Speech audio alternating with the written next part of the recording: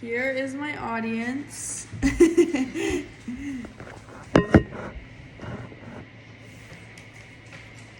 Okay. Hello, everyone. Think about what your last meal was today. Was it a burger, a salad, or maybe just a cup of coffee? Now think about where that food came from. Not just the grocery store, but the real origin.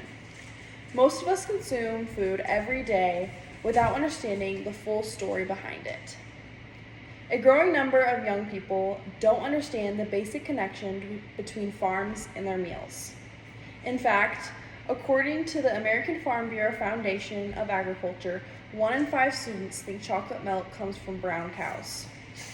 This isn't just a funny misunderstanding, it's a serious problem rooted in our educational system.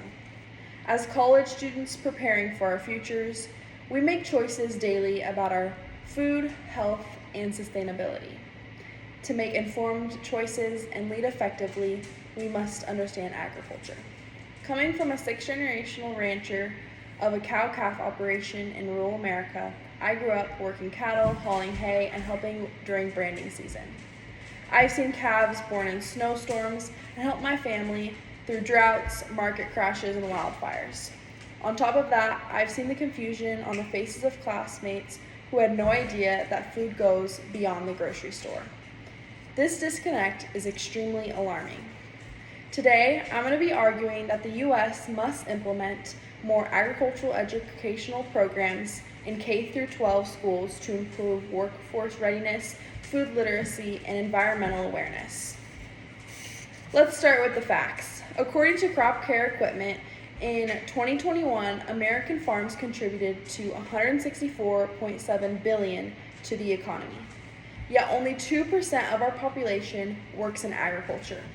If agriculture has such a large impact on our economy, why isn't it mandatory in education in all schools if this industry is so essential? One reason I found is geography.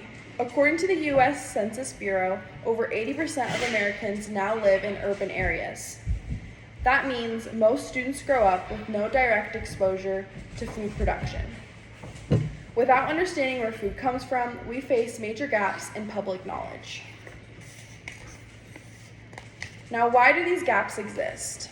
First, agriculture is often treated as an elective in schools, not a core subject. According to the Food and Agricultural Center for Science Education, 80% of high school science teachers believe that agriculture is essential in students' learning, yet only 22% of them include it in their lessons plans. This means by not making it mandatory, agriculture isn't a priority compared to other core subjects in schools. I've talked to teachers in my hometown who said they would love to incorporate more ag science, but they simply don't have the materials, the support, or the training to do so.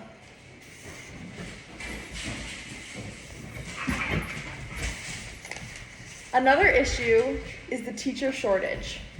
Ag Daily reports the lack of funding, need for program expansion, and non-existent retirements have led to the closing of FFA chapters and unfilled ag education positions. I personally know ag teachers who work more than 70 hours a week just to keep their programs alive, teaching, coaching teams, and managing FFA activities and fundraising. They do it because they care, but burnout is a real contributing factor to why we have such big shortages. So, what do? First, we must make agriculture education part of the standardized curriculum starting in elementary schools. Programs like Ag in the Classroom, supported by the USDA, provide lesson plans and hands-on learning that can be used across all grade levels. I volunteered with younger students and seen their eyes light up when they get to plant seeds in cups or learn about pollinators. It's not just fun, it's memorable. Imagine how much more engaged students could be if we taught them science through composting, math through farm budgeting, and geography through crop rotation. Secondly, we must address the teacher shortage by investing in different programs such as Grow Your Own Teacher, like has been implemented in states like Texas and Iowa. These initiatives help communities train future ag teachers from within. On top of that, the National FFA organization supports similar career pathways and mentorships by giving opportunities and creating conferences for young people who want to go into this industry. One of my friends from FFA is now studying ag education because of a mentor she had in high school. That's how it starts, with inspiration followed by opportunity. If we want to grow the next generation of ag leaders, we need to start growing ag teachers now. Lastly, none of this is possible without the proper funding. We can talk about all the ideas and all the stuff we want to implement, but it just can't be done without the proper money needed in order to implement it.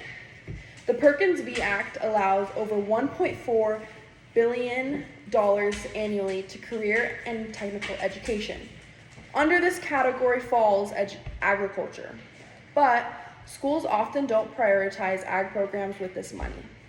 We should require districts to dedicate a portion of the Perkins funds to agriculture in order to help schools apply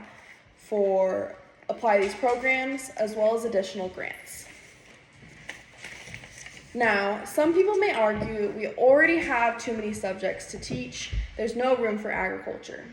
But that misses the point. Agriculture isn't just another elective, it intersects with science, economics, health, and sustainability. Agriculture education enhances existing subjects and makes learning relevant and hands-on.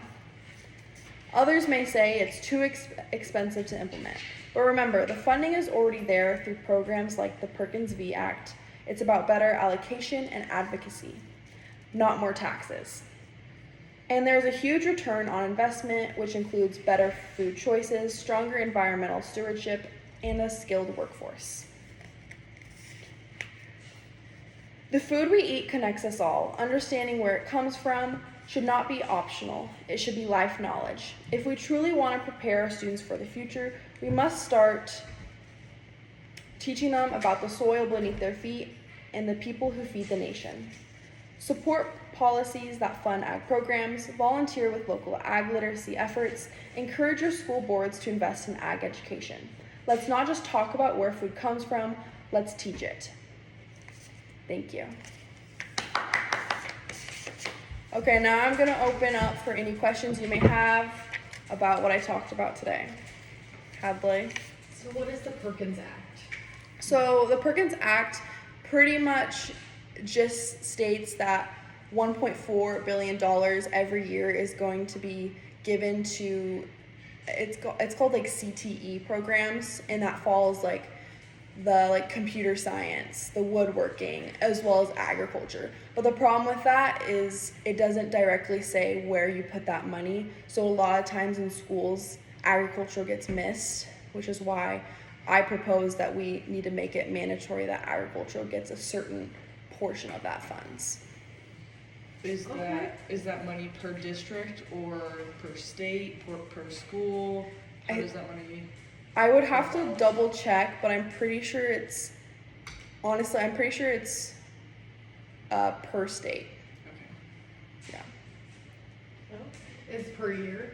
Mm-hmm. So if you were to see this implemented, like how would you like it to be done? Mm-hmm.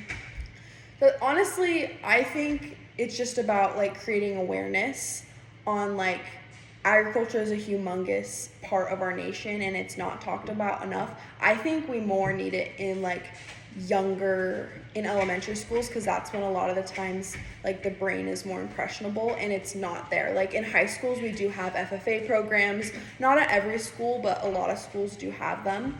But depending on where you live, and a lot of times in the urban areas, elementary schools don't have that hands-on experience, and that is where we get that urban and rural divide.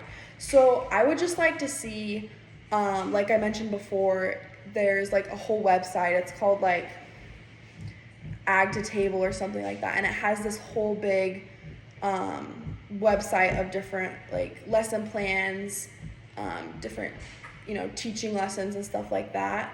And I think we could make that more of like a nationwide thing that could be implemented that can help kind of bridge that gap. So would you like it to be a separate class or be implemented into everyday classes like math, science? Yeah, I mean, I would love to see it as like a core subject. I mean, in schools we make time for art, math, science, all those things. Like, how about we make a specific section for agriculture? I don't know exactly if we could get to that point in every school and like what kind of obstacles we'd have to cross and like how we kind of make that a mandatory thing in all schools, but I think that would be a really cool thing to see happen. Okay, thank you.